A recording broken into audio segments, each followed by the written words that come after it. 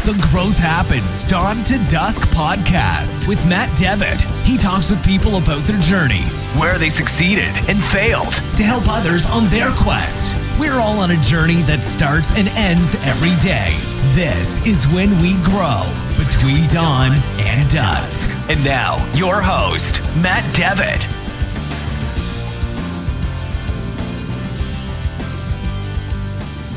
Welcome back, everybody, for another edition of the Growth Happens Dawn to Dusk podcast. I'm Matt, and I'm going to be taking you on a journey with a good friend of mine. She is a tattoo artist. Her name is Keteri, and you're really going to enjoy a lot of topics that she touches on. But before we get into that, if you would, take a second, leave a like, a share, 5 stars, review. All of it helps. I, again, appreciate all the support you guys have been giving me on my new podcast. It really means a lot. The comments, the feedback, it's all really helpful. So if you would, definitely take those 2 to 3, 4, 5 seconds tops to hit the like, share, subscribe, review, 5 stars. It's all fantastic. Now back to Kat. Kat is an amazing tattoo artist. She had an interesting start in the career, and we crossed paths many, many years ago. It was a lot of fun just to catch up with her, get her perspective on her trade and her craft, as well as just general ideas of how to get started into something new. So I hope you really enjoy this. So with that being said, and without further ado, Kat Keteri.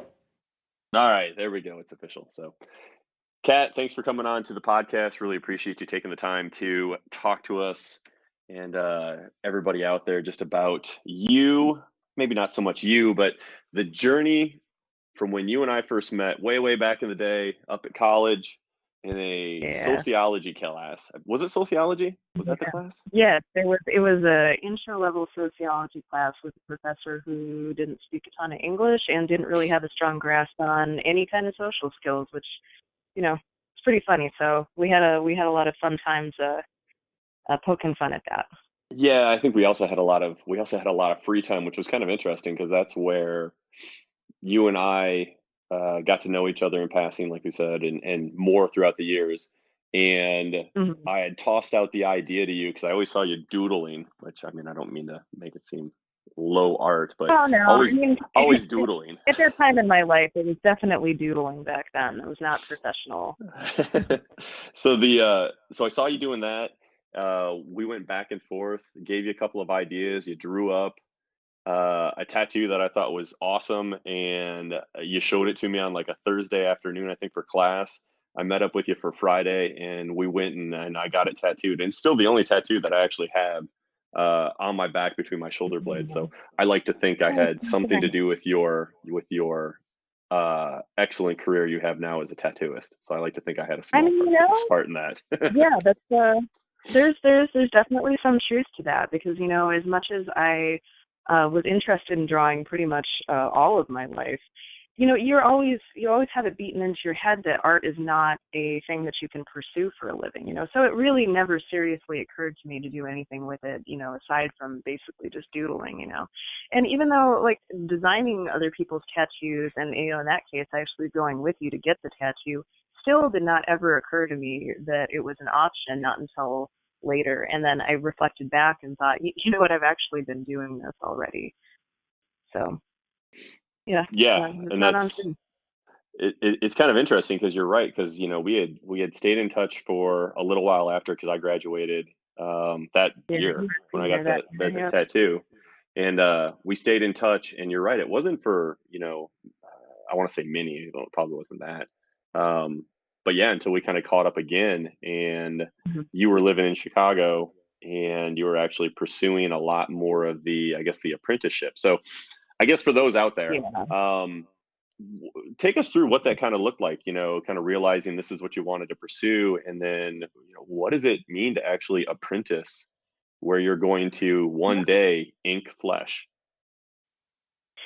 So, like a lot of other tattooers, I had kind of a roundabout experience with my apprenticeship, because, I mean, it's not a terribly formal sort of job where there is a real formal training. There's a lot of tradition and I don't know, a lot of unspoken rules about like how the right way to go about becoming a tattooer is, which, typically is agreed upon to be serving an apprenticeship under someone who already tattoos. And, in some cases you luck out and that goes smoothly. In my case, I had a more typical experience where the owner of the shop that I was apprenticing for basically just took a lot of my money and moved to the other side of the country after 3 months of me cleaning his shop, and he wasn't around, and people would come looking for him and wonder if he had the money that they were owed, and I had no idea. And I was starting to get a pretty bad feeling about it because it just didn't seem like a good situation. But I was pretty determined to try to make it work, and I felt like even though that may not have been the best situation, it was at the very least a foot in the door. And it was something I kind of came to in a likewise roundabout way. Like my original plan was actually, I was in my first semester of grad school to be a cultural anthropologist.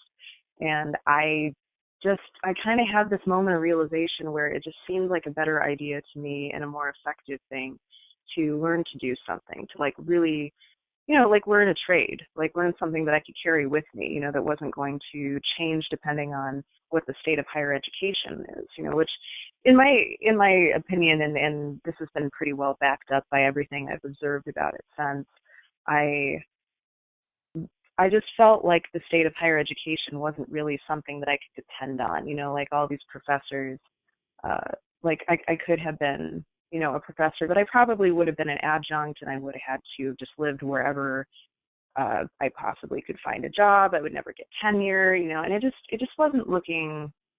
It was looking like something that wasn't going to be a passion for me. It was looking like something that maybe I was doing for the sake of my own ego, like we have test scores and you do well enough in school, it's generally, you have this expectation of yourself that's maybe not your own expectation, but what you think others expect of you. And there was just a point where I realized that the reasons I was doing it, despite, I was interested in the field, but I mean, like, isn't it just kind of after a point stroking my own ego to pursue something that I just didn't really see that much of a strong future in? So, so I didn't. So I went completely the other direction with it and decided to make doodling my living. And the way that came about was actually kind of interesting. It happened at the same shop that I'm currently working at, where I was just going in at the time to get tattoos. And I had brought some sketches for my artist to look at of some of my ideas for my arm. And he said to me, have you ever thought about like actually doing this? And I just, I was like, no, like had not ever occurred to me, because back then, now this was prior to all the TV shows and the kind of fanfare and the rising popularity of it in the media and stuff. It still was, at that time, this was 13, 14 years ago, like generally much less socially acceptable. There was a lot more secrecy around how to get into the field, which is just much generally different than it is now, So, it had never even occurred to me how you would become a tattooer. Like, had no clue about it whatsoever. So, but yeah, like, after that point, I decided to seriously pursue it, and had that first, like, real terrible experience. And, I'm pretty stubborn. So even despite that, I decided to stick with it through many, many, many other terrible experiences that eventually got me on the track to where I am now. So with all the ups and downs that came along with, just even getting to the point to where it sounds like you had a stable, program, if we wanted to call it a program, but at least a stable learning experience where you could feel like you were building up. What was it about, tattooing? Because, art is wide and varied, I mean, I remember Mm-hmm. you, doing stuff on paper. I mean, you still send out awesome Christmas cards that I still get to this day, Well, thank so you. that's Thank you. in a very different medium than, people. What was the intriguing part about, tattooing that, because I get it, you're, being stubborn is great, but what was really the drive of like, okay, I'm going to do art, but this medium is really what I want to focus on? Yeah, well, I have a couple answers for that. Like one that was there from the get-go, and then one that became kind of the more important overarching reason that I ended up kind of sticking with it, and it's been the more like ultimately satisfying reason. So first it was that like nothing was ever really terribly a challenge to me, like as soon as I figured out something, I kind of lost interest in it, like with most things that I pursued. As soon as I had it figured out, I was like, oh, okay, I get this, I'm bored with it now, I'm gonna move on. Drawing to me has always presented uh, a level of challenge that is continually evolving.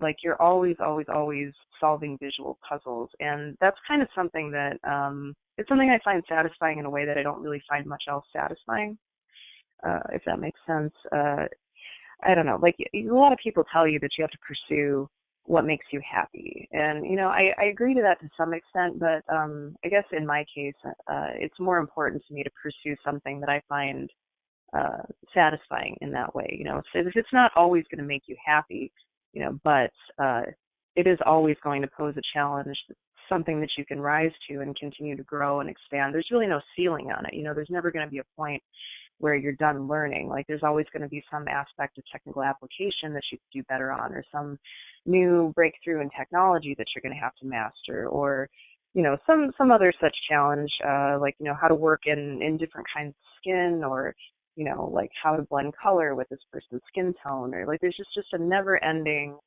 amount of challenges, like on all levels of it, that I think are just great, and has always been something that's appealed to me.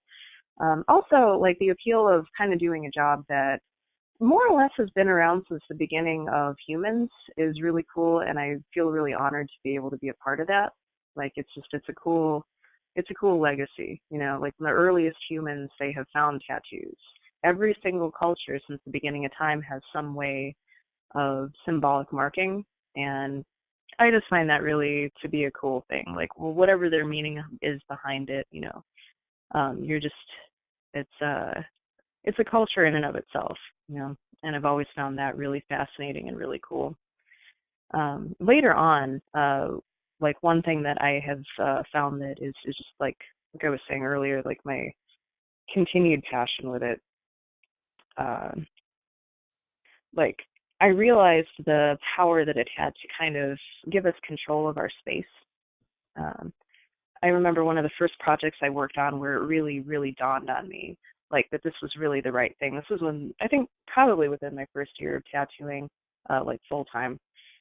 I had a woman come in who had had a double mastectomy, and she decided to give us the reconstructive surgery because I think her general line of reasoning was, like I'm never going to have the body back that I knew, so part of the healing process for her was to, instead of trying to fight to get back to what was her norm, she was just going to let it evolve and become something new, that she had some control over. So she decided to not get the reconstructive surgery, but to tattoo the area. So we got done with the tattoo, and she looked down at it, and she's just, starting to tear up a little. I'm starting to tear up a little, and she says, well, this is what I'll see now. And I just thought that was, that's a really cool, powerful thing to be able to be a part of. I've gotten to work on a lot of projects like that, and it's always rewarding in a way that I don't know that anything else to me ever would have been. And every time, anytime I'm having a bad day, like it's hard to really stay mad about it for too long, because the thing that you get to do for people in circumstances like that is just, you can't be mad about it, Absolutely. I guess I didn't really think of it from the standpoint of, you're doing something for a person, and probably what a lot of people think for tattooists is the I heart, the I love mom, kind of thing on the shoulder Yeah. and stuff like that. But Yeah. There's plenty of that too. Absolutely. I mean, that has been a theme for a long time for good reason, right? It's always Mhm. present. Yeah. But Yeah. I really find it interesting that I guess I hadn't really thought about it in the sense of, you can actually help people evolve in the space. I like the way that you use that word with Yeah. how people see themselves and how they're occupying their own, their own space, their own body, really. Oh yeah. No, Yeah. that's very One deep. thing that That's cool. Yeah. One thing that a lot of clients will say to me, and this is something I definitely feel myself, I've had a lot of people, I think within the last like couple months, years, say, getting tattooed, and every time I get something and modify the space and decorate it and stuff, it makes me feel more like who I feel like I really am. It makes me feel more like my genuine self. You know, and that's just it's a cool thing. Like our bodies are such a huge part of our identity, that being able to affect that for some people is just it's such a cool thing. I tattoo a lot of women who, like, not I mean, every human has body image issues. It's just how we do, how we live. But it's really nice being able to take a, like somebody who, maybe they don't like some part of their body. Like in my case, like I never would wear shorts or skirts or anything because I had some, stupid ideas about like, oh my God, somebody's gonna see the wrinkly part of the back of my knee, or some other dumb insecure thing that we think that, probably nobody but us even notices or thinks about. But now that I have a lot of tattoos on my legs and cool pictures and cool stories, fuck, I don't care what I wear. Like, it doesn't even occur to me anymore. I don't even think about that stuff. It completely gave me back control of all of that. It's just not stuff that even crosses my mind anymore. Yeah, that's awesome. Yeah, it's very empowering to know that even when everything else seems like it's out of control, as long as you still have control of your space, as you said, or like your body, yeah, Mhm. that can be a very empowering feeling. Yeah, absolutely. So, as you go through the mentor process, it sounds like you finally settled with somebody that was going to be a good, mentor mentee kind of relationship.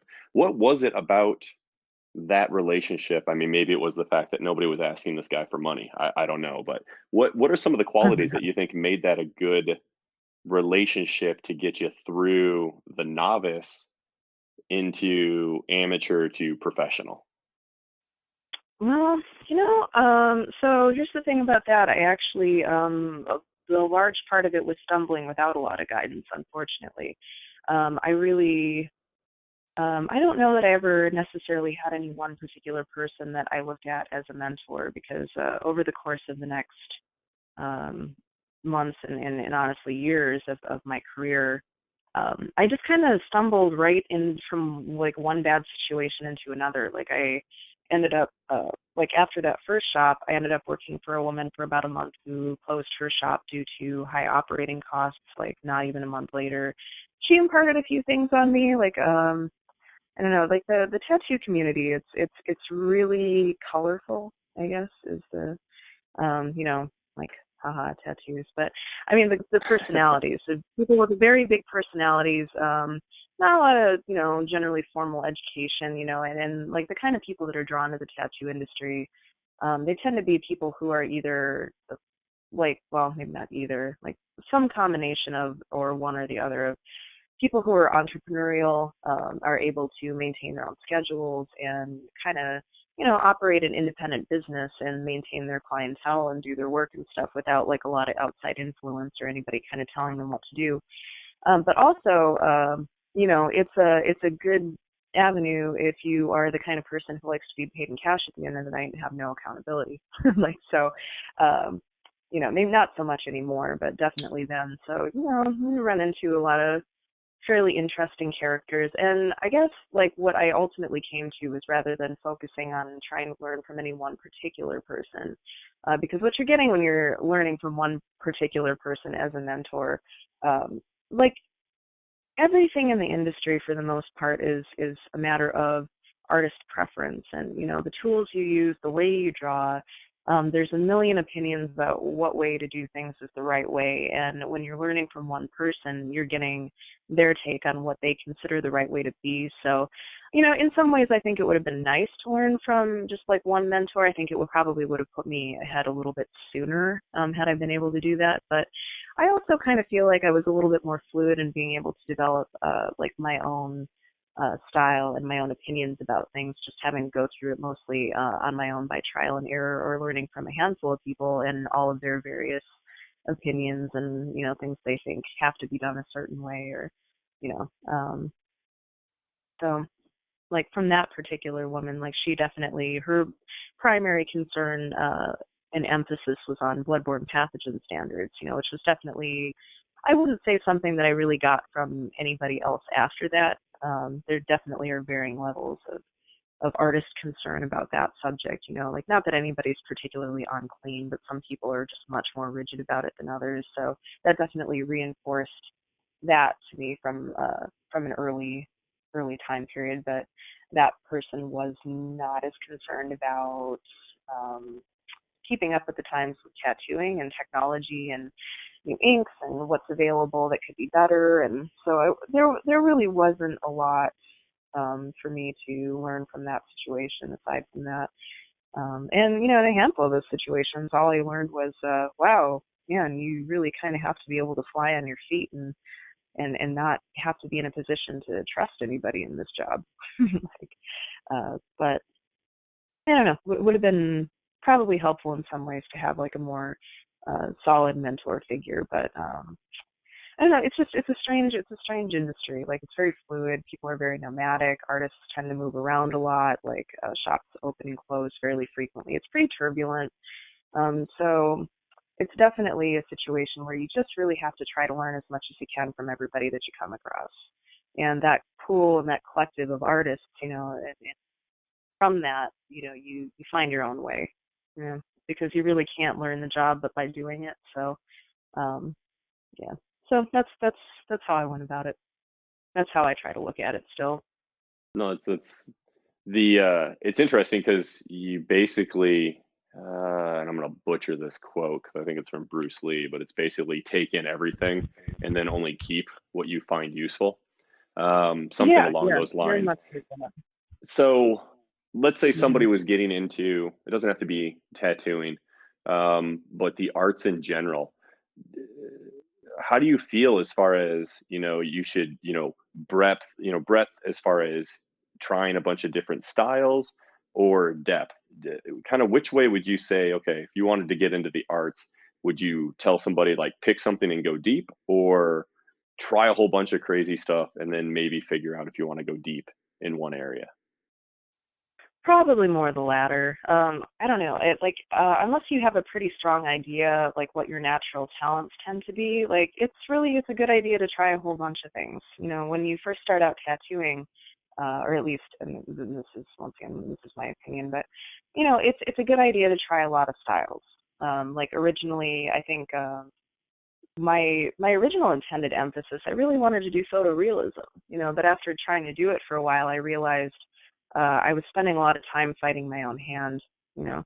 Um, it just isn't really, it's not what my hand does when I sit down to draw, So could I have been decent at it? Like, I mean, if I'd put in a lot of time and effort, yeah. Like, I think honestly, like any artist, you can probably get passably decent at something, like if you put a lot of time and energy into it. But it's, in my opinion, a better idea to try a large variety of things and see what your hand does, see what you gravitate towards and where your natural talents are, and then try to hone those, because you're going to spend a whole lot less time fighting yourself. You're going to spend a whole lot less time frustrated, and you're probably just going to you're going to be able to excel at something at a much faster rate than if you're spending a lot of time saying, well, this is the kind of artist I want to be, and then having to struggle against your own brain to try to make that happen. So I have to ask at this point. So we've been talking about training, working, figuring out your style, where your skill set is. And in the back of my head, I can think of just lots of people walking around with absolutely terrible tattoos because you got to Okay, there's try too it sooner. many. So yeah, well, but it's like, is there a way to practice without, in quotes, practicing, or at least, how do you end up actually just like trying out new ideas without being like, hey buddy, you want to come in here and let me slap something on your shoulder? I'm gonna be perfectly honest. That is actually how it works typically. That's why I wanted to ask. Yeah, that is kind of how it goes actually. I mean, when I was first starting out, I really tried hard to avoid making a lot of mistakes that I was going to have to either clean up later, or, it just honestly, like a lot of people will say, oh, well, you don't want your name attached to something that isn't good. And like, it's not really even to me so much about reputation. It's just, it really bums me out knowing that there's something walking around out there that I did that someone's unhappy with. It's one of the inevitable things. When you do this kind of job, like, you can't satisfy everybody. You can do your best, but at the same time, like, I have seen really, really excellent pieces done by amazing artists on people who are just miserable about it.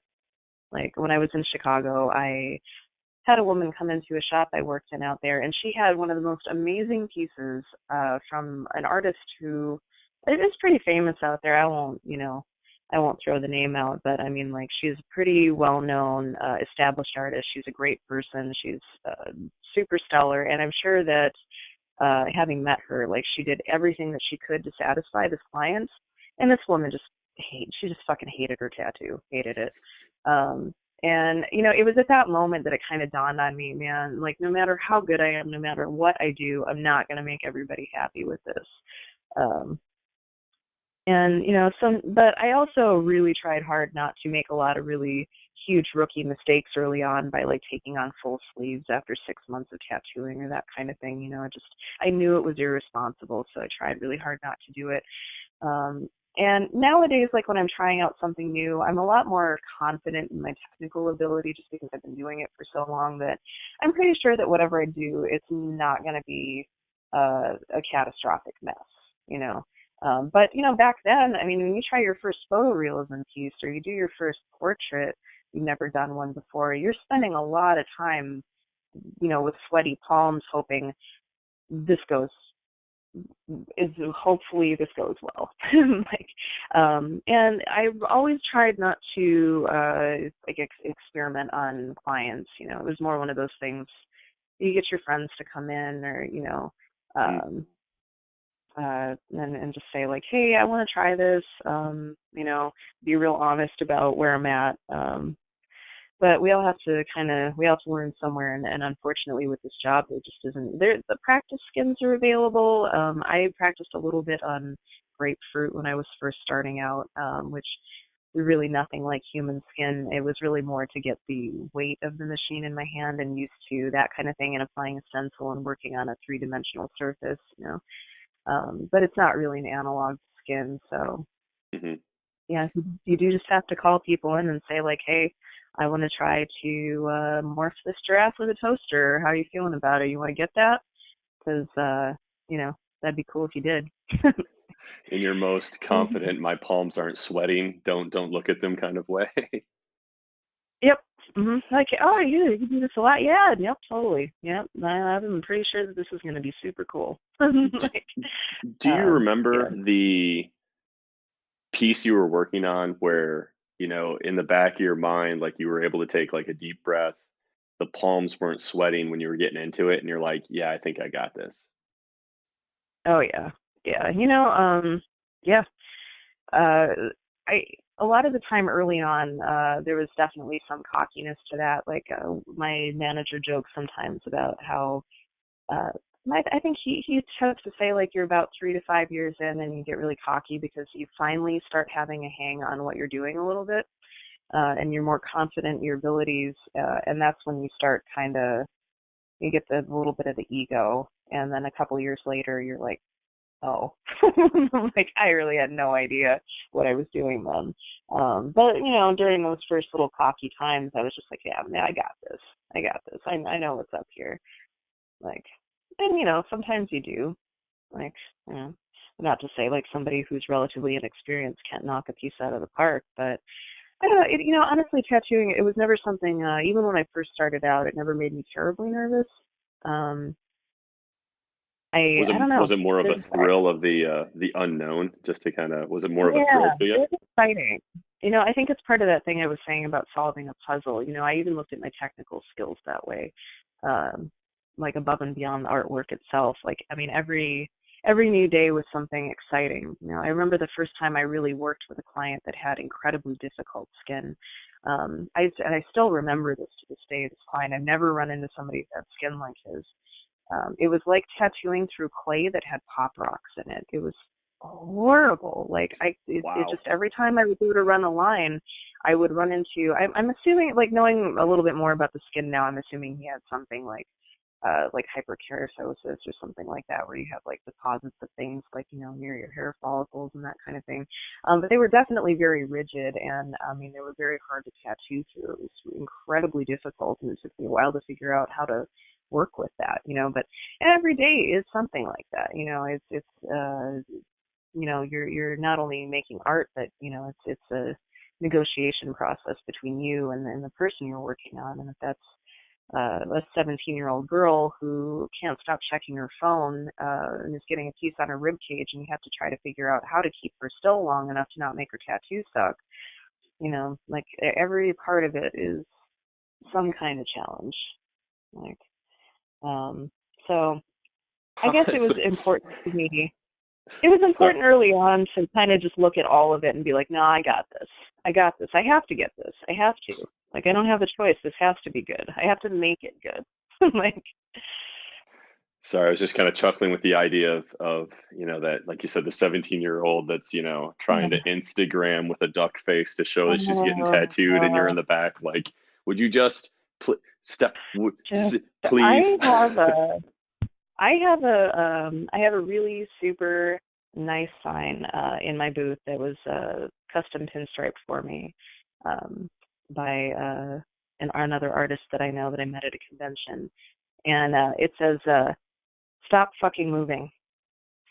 It's a really nice, cheerful looking sign, but I definitely I felt the need to make it. Like, people really don't understand that if I have a needle in you gotta stop moving. Like, seems fairly basic when you say it, but it's something that very, very few people really can actually do. They don't realize, like, every part of your body is connected to every other part of your body. So, when you're kicking your leg around, it's moving your shoulder. So that honestly is probably one of my biggest challenges. Uh, like, just trying to get people to understand, like, I would rather not screw this up, and I'd rather you not screw it up also. So I had a girl. This was actually the first client I declined a further project on, just because of how poorly she sat. I was working on her collarbone, and while I had my needle in her collarbone and I was leaning over her arm to get at that area, she lifted her arms up and took a flash photo for her Instagram. So not only did she move all of the area of her body I was working on to abruptly take a photo, she also flashed her camera in my eye. Like, and I just looked at her and was like, "Are you fucking kidding? Like, why would you do that?" Like, this is a persistent challenge for us, especially lately with the rise of especially Snapchat. Snapchat has become my least favorite one for that reason, because people, things don't exist unless they're on their stories. So before you So got into tattooing, you were talking about going into, was cultural anthropology, correct? yeah. Okay. Which I mean, what kind of similarities do you have with that now? Like, I mean, and this is my perception again of cultural anthropology, but I mean, looking at a culture and kind of seeing them evolve, what made the culture what it is. Um, do you find yourself kind of being that cultural anthropologist because of the, Oh yeah. I mean, extremely unique subsection of the culture that you actually inhabit? Yeah, absolutely. It's, honestly, I feel like I'm doing field research all day long, actually. It's not only is the culture of tattooing itself fascinating, the people that are drawn to it, but um, almost every faction of society gets tattooed, whether you're talking about, you know, doctors, or, like the gamut of my clients and the things that they do is stunning. Like, I mean, I've tattooed every profession from lawyer to people who program for video games to sex line operators to I mean, like, at all everybody gets tattooed. So you get a very unique perspective on You know, and they're in a position where, like our job is to make them feel comfortable with us. So we get to hear a lot of their stories. I really, um, as much as, I'm not terribly a fan of being social, like off the clock. Like when I'm at work, I find it fascinating hearing about people's lives and their priorities and the things that they find interesting and what they're passionate about. And I get to talk about that with people every single day. And it's very rarely boring. Even when the people themselves are not terribly interesting, it's still interesting to me to hear why they're getting tattooed or what role that plays in their lives, and like what they do with their free time. Um, so yeah, I definitely feel like I still get to participate in that on a pretty regular basis. Quite possibly even more so than I would have in an academic setting. So. Yeah, it almost sounds like the field research that you say is going on. I mean, you never know. Maybe you've got a future where you'll get back and go get that master's in cultural anthropology with a ridiculous amount of all research at hand. Yeah. Maybe 10 years is going to be a little easier for you than you thought. Yeah, you never know. Mm. So what would you classify? I guess I don't know if you can. So, but the your style of tattooing or what you prefer to do, like what style is that? And just help me so I understand. But what are some of the common styles that you see out there? Within tattooing. Well, I guess like one of the big ones lately, I think they're, what are they calling it? Neo-traditional or kind of illustrative work. Most of the work I see kind of falls under that, and most of the work that I do probably falls under that also. Like it's neo-traditional is kind of classified, or I guess the big hallmarks of that are fairly bold colors and bold line work, but kind of like classic traditional, but like with a updated take on the subject matter, and like maybe slightly more, well, not slightly, like considerably more realistic drawings in a lot of cases, but still holding to a lot of the hallmarks that make tattoos, big bold lines and levels of detail that'll hold up over time and that kind of thing. um, I know the Chicago show coming up, the convention. A lot of the artists in Chicago are pretty well versed in traditional, like American traditional tattooing, which is the um, stuff with big bold lines, simple themes, daggers and skulls, and that kind of that kind of stuff, which I have a ton of respect for. It's just never something. It's one of the few styles that I really would consider myself like not particularly uh, strong in. Like whenever I try to draw stuff, I always overcomplicate it. It's hard for me to think about in those terms. Um, simplify my drawings to that level, and I'm throwing in gradients of colors in there that never would have been in a tattoo in the 1930s. So that's definitely not a style I would say I excel in, but that's a pretty popular one. I think it's one that most people kind of think of when they think of tattoos. Um, Lately there has been a strong rise in a lot of like black work and geometric stuff, more ornamental styles, like things that aren't necessarily objects, but they decorate the body, they complement, you know, they're not really meant to be actual objects or representing anything in particular. You know, they're just cool designs that people get, which is, it's been cool to kind of see that evolve also. I have a lot of clients come in and they say, oh, if you're going to get a tattoo, it has to be something meaningful. And the nice thing about tattooing, and especially over the last years and how it's kind of evolved, yeah, it's definitely people are realizing, whatever your reason is for getting tattooed, it's not wrong. If you want to do something meaningful, that's cool. If you want to get a bunch of geometric dot work just because you think it looks cool, it's also cool. So that's been rising in popularity. Traditional Japanese, like, it's been around quite some time, continues to be around. There's like photorealism, realism. I don't see a ton of it in the area that I work in, but there's definitely, there's a lot of really, really, really amazing realistic work being done lately because of both advances in technology that we use with our machines and our inks, and the longevity of those things and the preciseness of the application, and also the fact that a lot of the people getting into the field now are just big art geeks. They're not getting into it just to make money. Like, they're getting into it because they're legitimately interested in art, and this is the venue that allows them to do that and make a living. So the amount of talent in the field right now is just it's amazing, and that's especially noteworthy in realism work. There's just some of the stuff that is being done, and just it blows my mind that it's even a tattoo. So yeah, I guess I would say that those, I'm probably forgetting some stuff.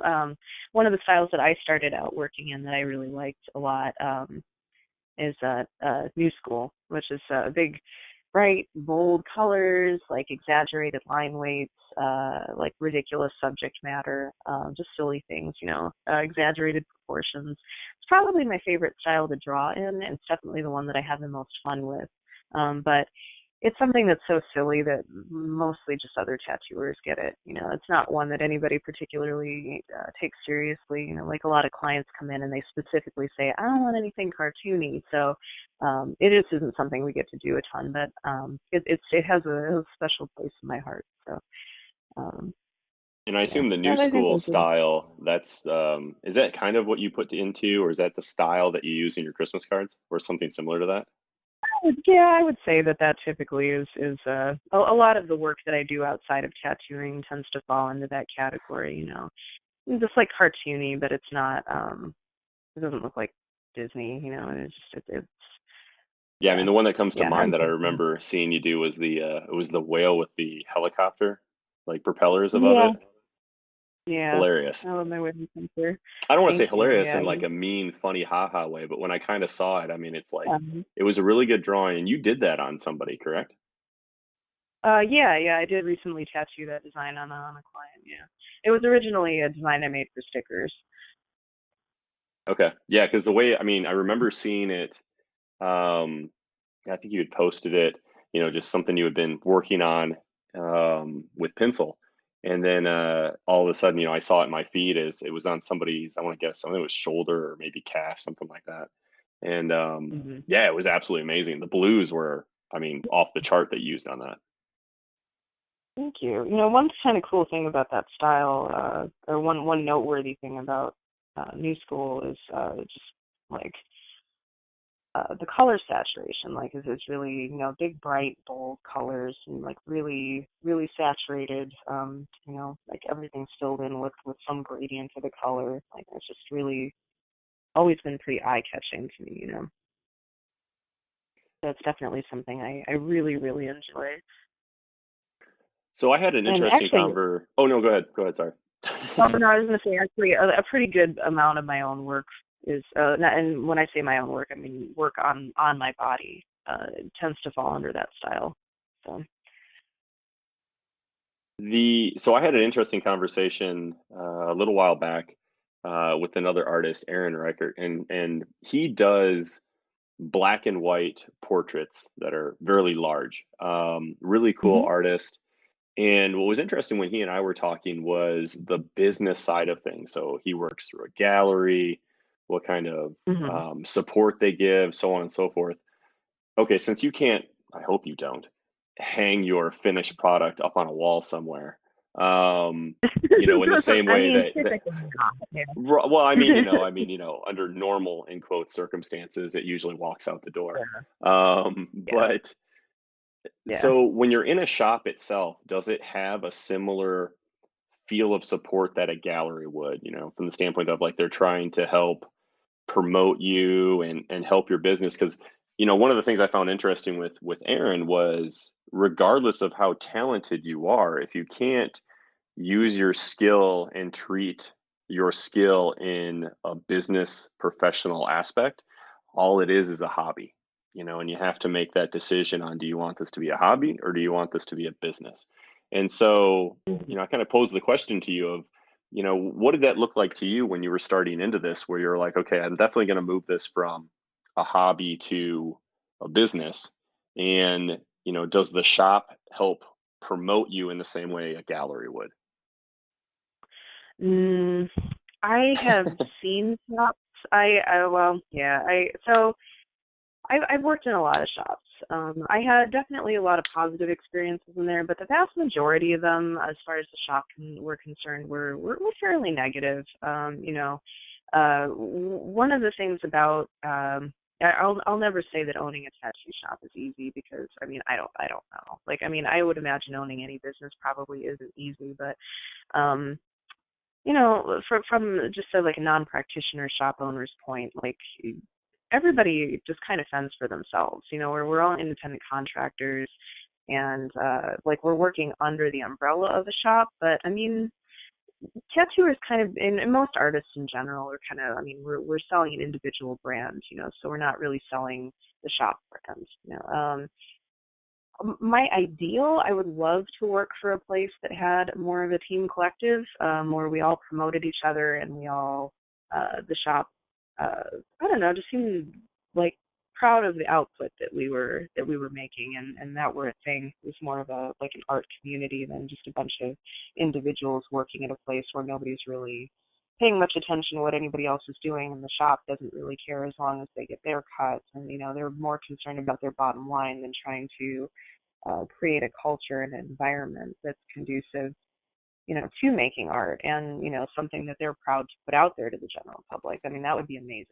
But I would say that definitely, not only has not been the majority of my experience, but it's also not the majority of existing tattoo shops. But, like I was saying earlier, with a lot of the changes in the industry, and a lot of people, I don't know, I'm not saying that there aren't tons of problems and drugs and violence and stuff in the industry, but it isn't like it was like 20, 30, 40 years ago. Like, it's definitely, it's more just a lot of art geeks now. So you are seeing a lot more things happening where the shops are kind of coming together and trying to promote the artists, or they're doing gallery events. Like, there was a shop I worked for in Chicago called Ageless Arts, and since I've left, the owner purchased a secondary location, and he's fairly, from what I understand, frequently has community events and, art things, and he promotes his artists, and um, you know, as far as I know, anyway, like, that's the impression I get from social media. So, but it's ideal. That's definitely the thing that you want, because, you can make art in the void, but it's just a lot more of an experience when you're coming together with a community and a shop to produce that. It's, in my opinion, a better environment. So it's definitely the goal. Is it something I've experienced a lot? Not particularly. It's something I would like, and I'm not at fault there. Also, like, one of the things I was saying earlier about the job being something that you need to have a lot of self-motivation for. I'm not always the best at that, and that's definitely something that I've tried to improve over time. But it's been a big stumbling block for me. Like, when you have nothing pushing you to do something, most of us are fairly lazy. Like, a lot of the times you're just not going to. So it's something that I struggle with. But moving forward, definitely my goal would be to put that effort into having a more collective experience in a shop that does kind of promote us in the way that a gallery would, because it feels like a better community. It's a better thing all around for everybody. I agree. As an independent contractor as you are, one of the things that I go through is I work outside of our main office quite frequently. So, Yeah. I'm in a different hotel room. You wake up in the morning, like, what's my routine going to be?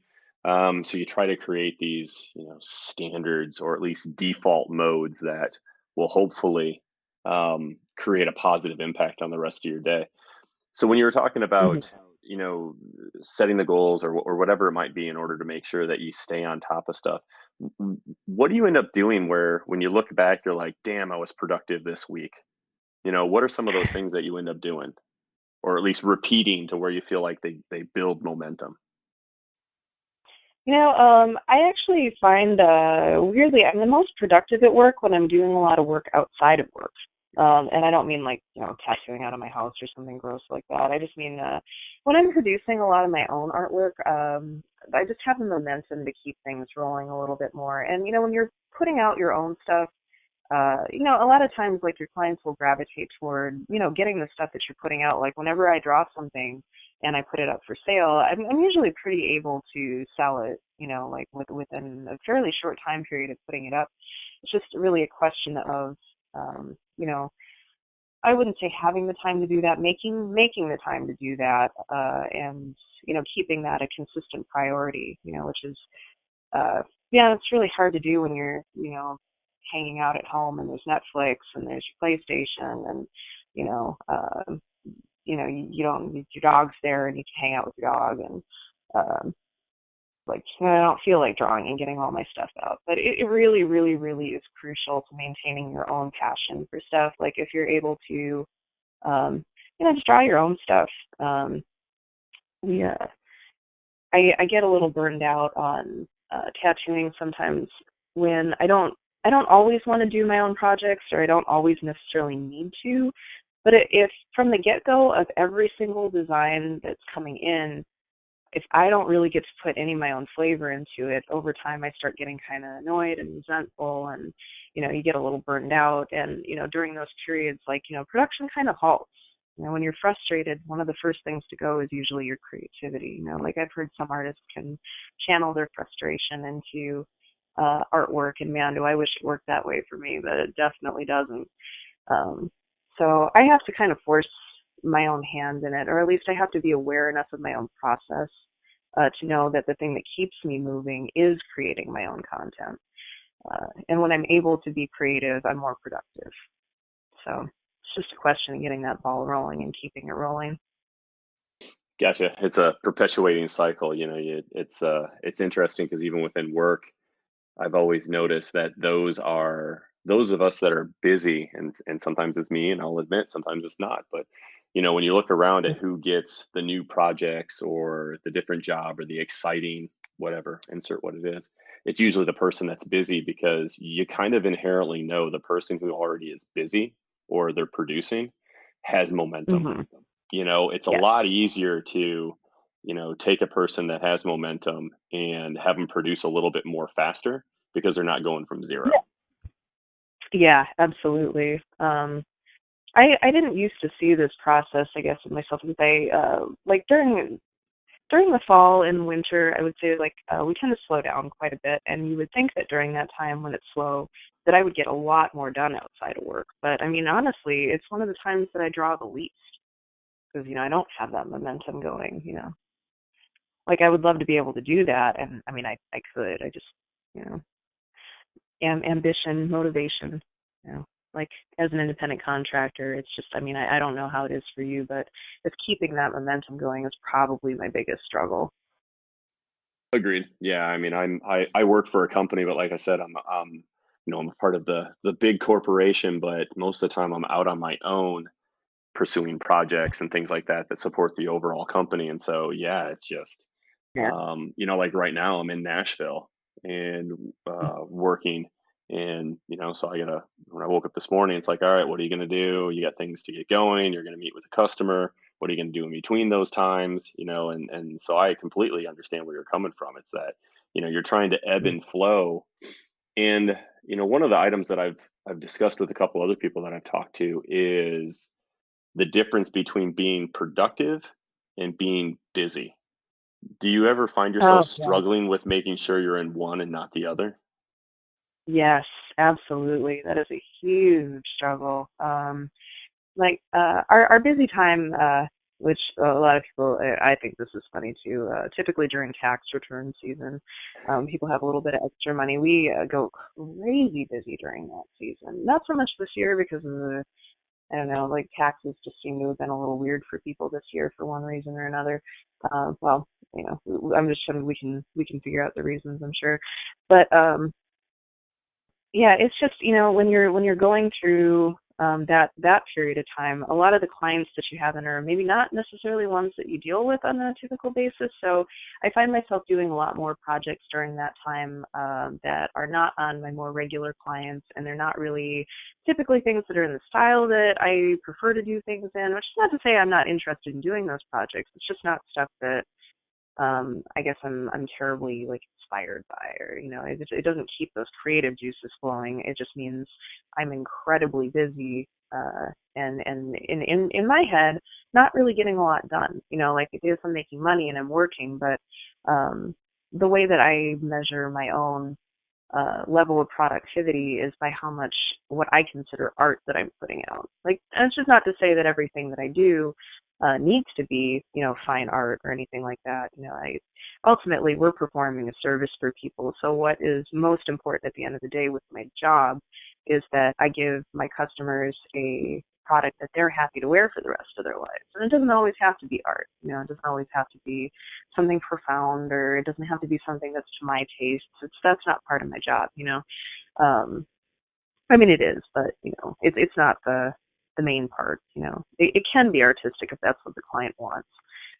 But we're performing service for people also, and I have to keep that in mind. But when I feel the most personally productive in what I consider the overarching span of my career is when I'm outputting the most artwork, whether that be personal stuff or like work related stuff. So when I'm just like kind of busy doing busy work, I definitely find there's not a good balance between like what's satisfying to me and just being busy. Yeah. Just that's kind of when you burn out a little bit. So long span that you've been working within tattoo industry. I'm kind of struggling in how to do I call it tattoo industry? Is that how you would properly refer to? A lot of people say industry. They're definitely I think this was about a year and a half ago now. I went to a seminar. It was called the Explorer Conference. It was a 3-day long educational seminar that they had up at Loyola University in Chicago. It was one of the first of its kind. It's a intensive educational thing, like exclusively for the tattoo, industry, I guess. And one of the artists that was on one of the panels, when kind of asked about that term, he pretty strongly objected to it. He prefers to say tattoo trade, which is definitely something I've tried to pick up myself, because I just, as big as it's gotten, I don't like to think about it as an industry because, I don't know, like the connotation of that to me is just all these third party things that see it as a big trend, and they're trying to make money off of us by selling aftercare products that we really don't need. And like I'll have clients come in that have bought tattoo glue at Walmart, because it had the word tattoo on it, so they felt like they needed to buy it, when I absolutely don't suggest that people use any of that stuff. It's not necessary. It's unnecessarily expensive. It's just hype. It's hype that's being built around us. And to me, like when I say tattoo industry, that's the stuff that I think of, I guess. So I look at more what I do as a trade, and a lot of us are trying to make a push for just referring to it as a trade. But I mean, honestly, like if somebody else says it, I don't sit there and say, "Oh, I don't correct them." It's not wrong. It just has a different feel to me personally, I guess. Yeah, but I'm not a snob about it. So no, but I really like the perspective, because that's why I was asking, is because when I say tattoo industry, I kind of think of everything that goes around it, and it yeah. takes away the artist. Like you wouldn't say, like my friend Aaron I was talking about, like you wouldn't say, art portrait industry. You would just say, Oh the yeah, art, he's an absolutely. artist, which I guess encompasses the trade kind of moniker with that. Yeah. And it dehumanizes a little bit, and like, I mean, the main thing about being an artist is that you're a crafts person, like, and core of that, you're a person that someone is buying art from, like, and they come to you because they want that specific thing that you offer. And I guess with the growing popularity of it, I think that the reason people call it industry more is because a lot of our newer clientele that, maybe are people who wouldn't have been getting tattooed 20 years ago, they have a slightly different perspective on the whole thing than than I might, like I like tattooing because I just like tattoos. Like I like the culture, I like the history. I like them. I like the way they look 20 years from now. I like the way old people look with tattoos. I think it's all cool.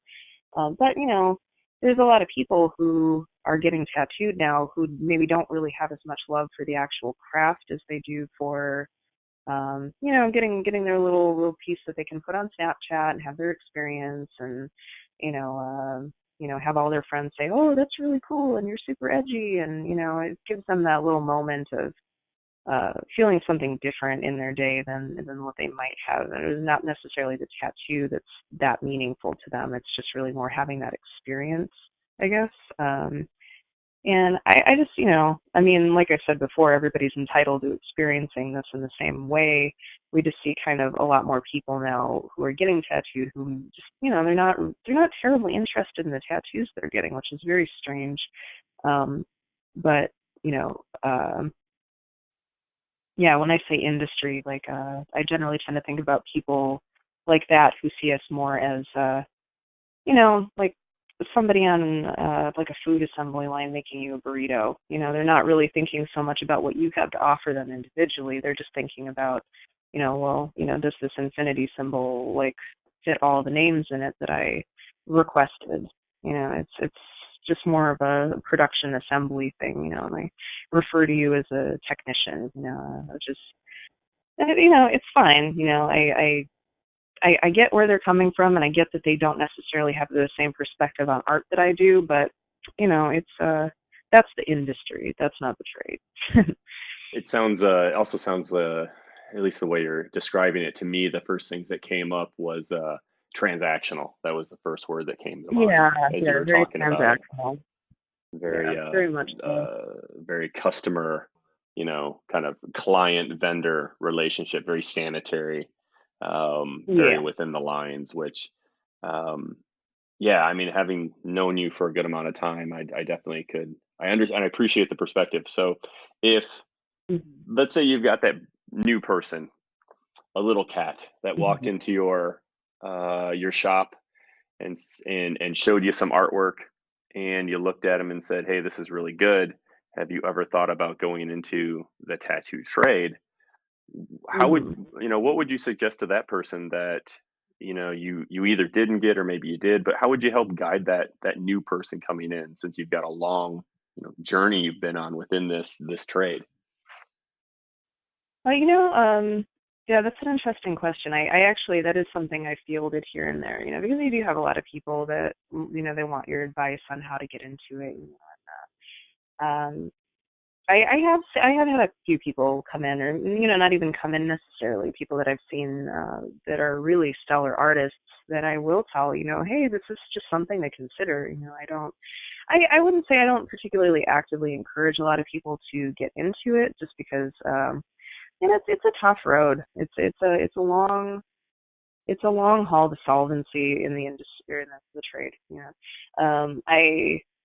I had a tough time with it. It took me a lot of years to get to a point where I really felt confident in what I was doing. And, it's like that for all of us. It's definitely not an easy path to walk. It's not the easiest to make the amount of money we make. I mean, like, I do all right, but, like, there are a lot of ways that I could have made the same amount of money with, like, way less work and stress and gray hairs. Um, so I tell them first and foremost, if they express some interest to me in trying to get into it, I tell them you really have to love tattooing. Like, loving art is one thing, but you really, really have to have a passion for tattoos, because that's primarily what you're going to be dealing with. I think a lot of people kind of go into it with this illusion that you're going to be spending a lot of time working on your own artwork. And, for a select few, that is true from the beginning. But for the vast, vast majority of us, we don't get to work on any projects that we're really that stoked about until, a ways into it. You don't have that much creative control early on. So when they say, I'm really looking forward to this because art, I always kind of internally groan a little bit, because I realize how much they're setting themselves up to end up resenting it. Because it's like, as much as it can be about that later, it certainly doesn't start out that way. So I tell them the most important thing is like just go get tattooed. Like really have that passion for actual tattoos, and be prepared to eat a lot of shit for a while. You're gonna be uncomfortable. Like you're not gonna like somebody's gonna tell you, well, you'll know when it feels right. I was actually just telling somebody this last week. There's somebody I know who is in the process of starting to apprentice, and he had been told a few times by his mentor, well, you'll know when it feels right, when the machine makes this noise, or when it feels like this. And early on, well, you don't know what feels right. Like I had a lady tell me when I was starting out, well, every artist has their own preference about like what ink they use. And I said, well, I'm sure that's true, but being that I've only been doing this for about a month, I can't really necessarily say I have a preference yet, which is why I was asking you if you had a recommendation. But it's pedantic tattooers, she didn't have any real feedback for me, I guess, on that. But it's yeah, like, so I told him, like, take everybody's advice with a grain of salt, including mine. All you're gonna get is people's opinions. uh and you have to trust eventually. This was a big one for me, because I had a lot of people tell me this, that I would eventually know like what feels right, like what voltage do you line with, like what's your hand speed. Like eventually you will feel what's correct. And that's a really weird abstract thing to try to explain to somebody, and I really didn't know that until I was trying to explain it to him, and I realized like how little a handle I actually had on trying to explain what I actually do all day. you know like, how do you explain to somebody what it feels right, like, to be the right depth in the skin? Like, that's a really, really hard to explain concept. Um, like, how do you know when you're watching ink pool up around your needle that you have good saturation? How do you know how much to stretch the skin? How do you know what that feels like? When you're first starting out, this is just all the stuff that makes you shit your pants and wonder if you're ever going to figure it out. And you just have to have some weird blind faith that you're going to, because you will. You will eventually, and I did eventually. And now it's just something that it's just muscle memory. It's reflexes. I know it's um, you know just inherently. But it doesn't start out that way. Like, there's just a lot of questions early on, and so I mean, I think the most important thing, like, to tell people who are in the process, or is just just trust it. And you will figure it out. You just have to keep with it, even though it's a weird abstract idea and it really doesn't make any sense. Knowing that something feels right when you have no idea what that is supposed to even be or what that entails.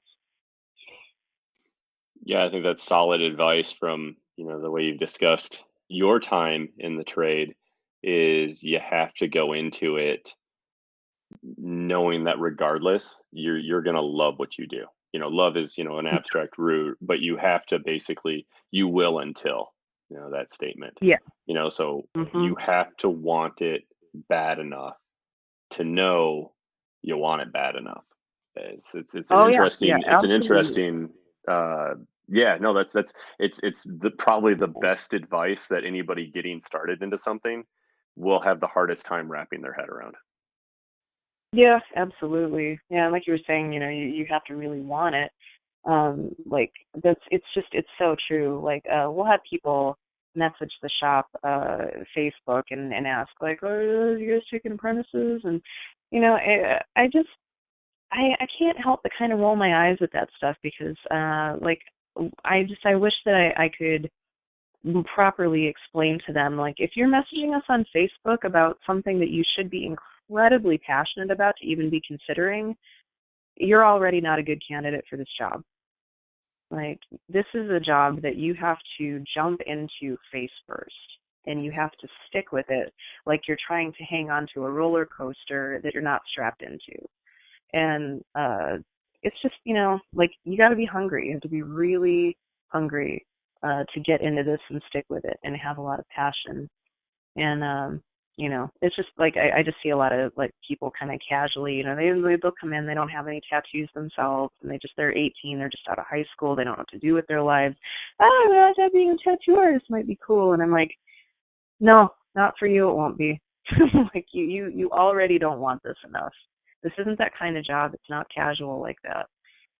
Like this isn't, I've heard people say like, well, I feel like I'll just tattoo part-time on the side and I'll do this and that. And no, like you owe it to your clients, the people that are honoring you, with the privilege of marking someone forever. Like they're putting a lot of trust in you, and they're letting you do something that is extremely important. They're feeling extremely vulnerable to you.